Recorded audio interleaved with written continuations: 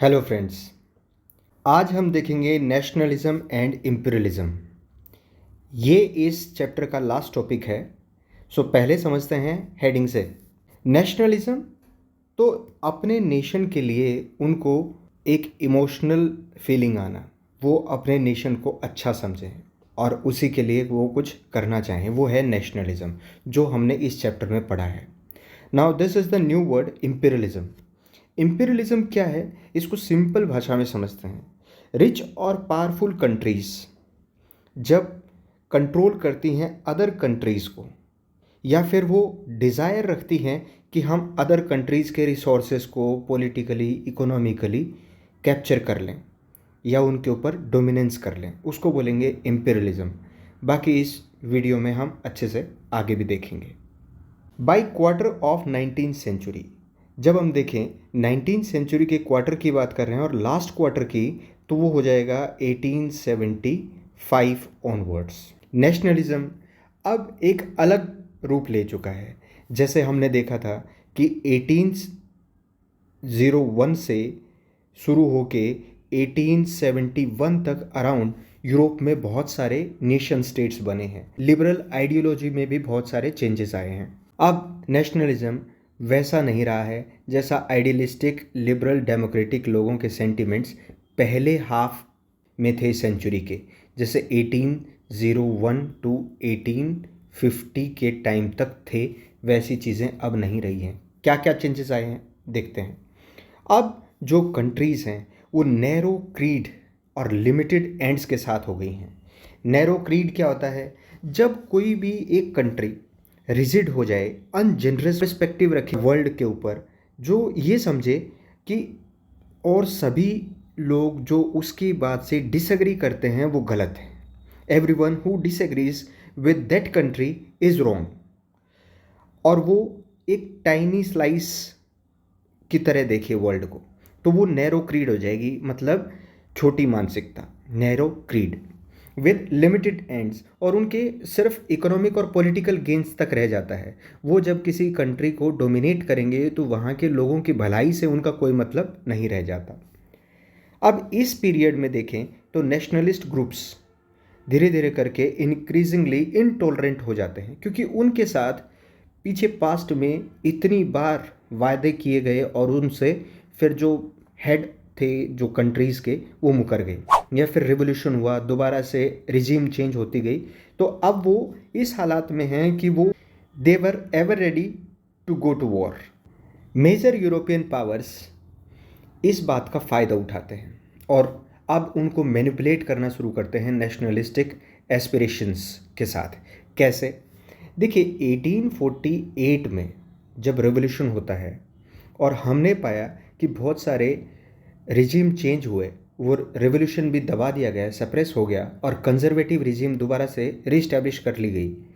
तब यहाँ पर जो मोनार्क्स थे उनको धीरे धीरे करके बात समझ में आनी शुरू हो गई थी कि लिबरल नेशनलिस्टिक लोग यदि ऐसे ही डिमांड करते रहे, रिवोल्यूशन करते रहे, तो ये साइकिल रिप्रेशन की और रिवोल्यूशन की ऐसे ही चलती रहेगी।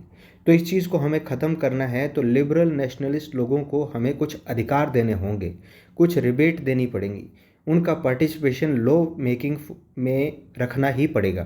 तो ऐसे करके उन्होंने नेशनलिस्टिक एस्पिरेशंस को मैनिपुलेट करना शुरू किया था, और इसी में to subject people in Europe to further their own imperialistic goals, और उनको सत्ता में या शासन में जब हिस्सा दे दिया, तो जब भी मोनार्क्स अपनी पावर को एक्सपेंड करना चाहते थे तो चाहे अनचाहे उनको उनका फेवर करना ही पड़ता था। ये मैनिपुलेशन चल रहा था। अब सीरियस सोर्स देखते हैं नेशनलिस्टिक टेंशन्स का यूरोप में आफ्टर 1871। वो एरिया था बाल्कन्स। बाल्कन्स का मतलब टर्किश वर्ड है ये बाल्कन, जिसका मतलब होता है माउंटेन। अब जब वर्ल्ड मैप पे हम बाल्कन रीजन देखेंगे तो उसमें हम देखेंगे माउंटेनियस रीजन है वो। और ये बाल्कन्स करेक्टराइज किस बात से होते हैं? ज्योग्राफिकल और एथनिक वेरिएशन इनमें है। मैंने स्टार मार्क किया है, दिस इज इम्पोर्टेंट। अलग अलग छोटे छोटे देश बनेंगे। बाल्कन एक पूरा रीजन है और उसमें काफ़ी छोटे छोटे इंडिपेंडेंट नेशंस हैं जोग्राफिकली और एथनिक वेरिएशन के साथ वो वहाँ रहते हैं। आज के समय में अगर देखें मॉडर्न डे में, तो वो कौन से कंट्रीज़ हैं, तो आप मैप में भी साथ साथ देख सकते हैं। Romania, Bulgaria, Greece, Macedonia, Croatia, Bosnia Herzegovina, Slovenia, Serbia और मोंटेनिग्रो।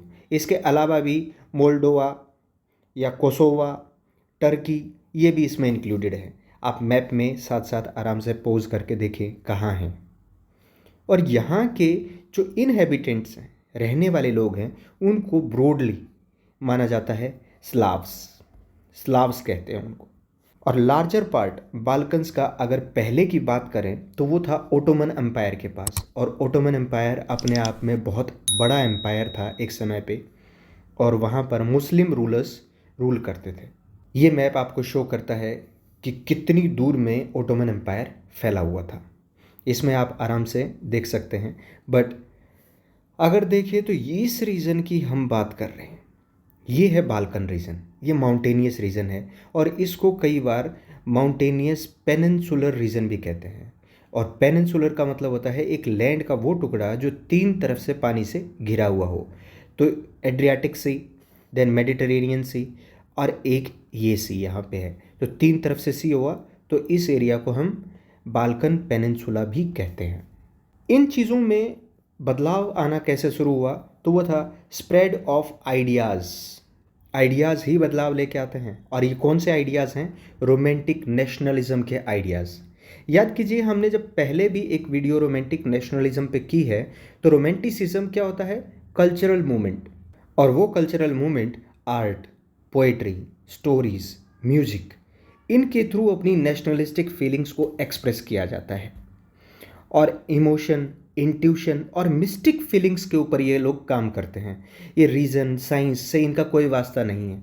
मतलब लोग अपने देश को प्रेम करते हैं, उसमें तर्क नहीं लगाते, रीज़न नहीं लगाते, साइंस नहीं लगाते, वो इमोशनली अटैच होते हैं। और यहाँ पर हम कल्चरल मूवमेंट की बात करेंगे। इट मीन्स इनमें एक शेयर्ड कलेक्टिव हेरिटेज को वो मानते हैं बेस, कि हमारे बेसिस नेशन का क्या है? Cultural past, common cultural past, इसी को ये बेसिस मानते हैं।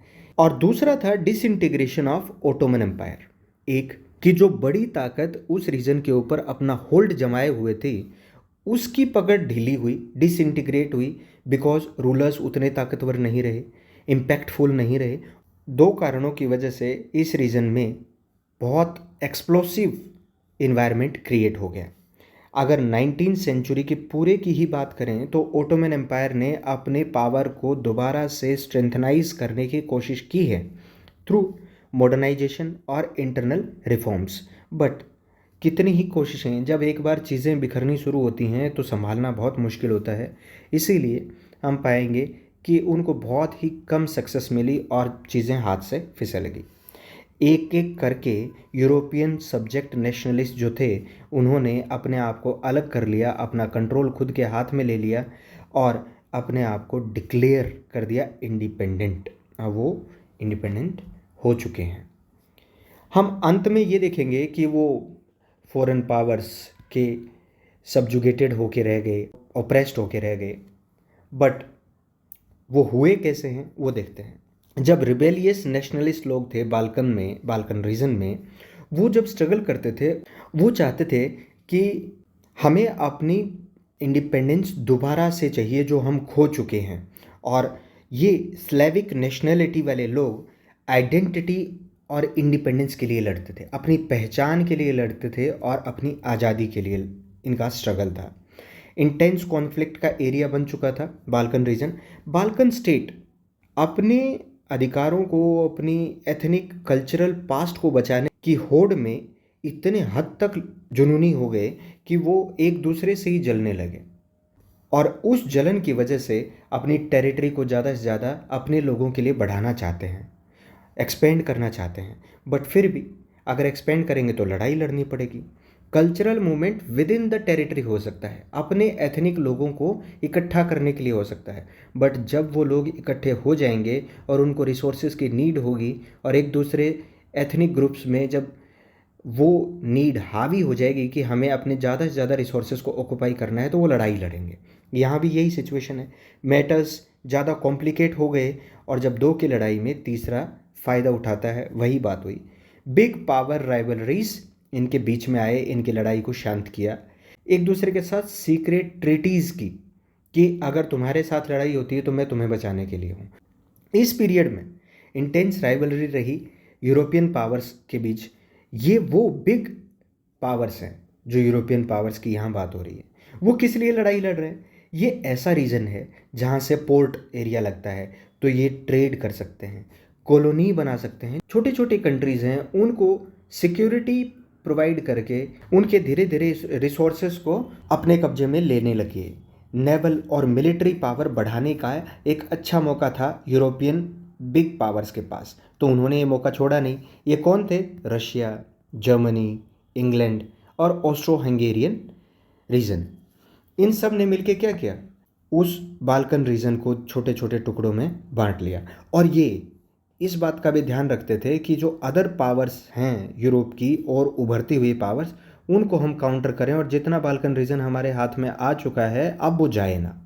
तो बाल्कन रीजन को इन्होंने पूरे तरीके से कैप्चर कर लिया था और धीरे धीरे करके अपना कंट्रोल और एक्सटेंड करते जा रहे थे इसी रीजन में। अब यही एक कारण बनेगा सीरीज ऑफ वॉर, और फाइनली जो अब हम बात कर रहे थे फर्स्ट वर्ल्ड वॉर का कारण बनेगा, जो चला 1914 टू 1918। ये एक मैप दिखा रखा है। इस मैप में फिगर 20 में ये शो करता है कि ब्रिटिश एम्पायर अपने पीक लेवल पे कैसे काम कर रहा था। तो वही टॉप पे देखिए आप, एंजल्स दिखा रखे हैं जो फ्रीडम, फ्रेटर्निटी, फेडरेशन की बात करते हैं, तो carrying the banner of freedom. और अगर नीचे देखें तो ब्रिटिश एम्पायर के बारे में बात कर रहे हैं। ये ब्रिटिश एम्पायर एक समय पे ऐसा था जब इसका सूर्यास्त नहीं होता था, सनसेट कभी नहीं होता था। इट मीन्स ईस्ट में भी इनका होल्ड था और वेस्ट में भी।